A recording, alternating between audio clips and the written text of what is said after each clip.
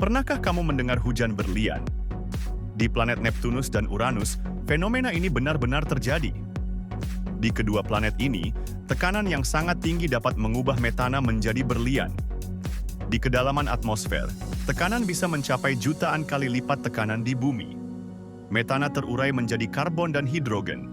Atom-atom karbon ini kemudian membentuk kristal berlian yang mulai jatuh ke inti planet, seperti hujan. Berlian-berlian ini terus bergerak ke bawah hingga mencapai lapisan yang lebih dalam, di mana mereka mungkin meleleh kembali.